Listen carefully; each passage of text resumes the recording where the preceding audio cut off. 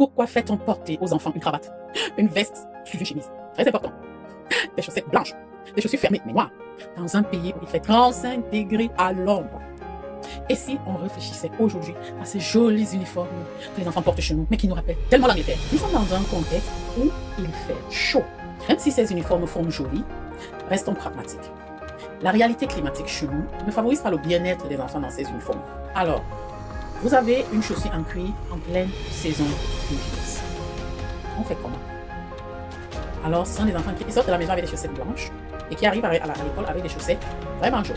En plus, cette exigence, surtout sur les accessoires, met souvent des parents vraiment dans des difficultés. Ce que vous voyez en Angleterre, on a certains mécanismes industriels qui accompagnent ça. Quand nous copions des choses, tenons compte de nos réalités. Dans ces pays qui sont industrialisés, ils n'ont aucun problème de lancer des milliers de chaussures correspondant à l'exigence d'une école.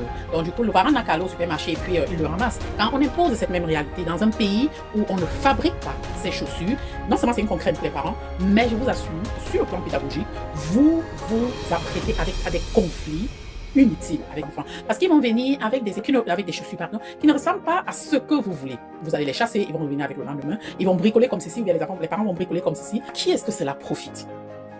Est-ce que ce n'est qu'une question de beauté? Est-ce une question de marketing? Est-ce que c'est vraiment la seule stratégie marketing? Avec les enfants, on ne se contente pas de ce qui est beau à vue d'œil. Donc la base, c'est ce qui les permet de bien se déployer.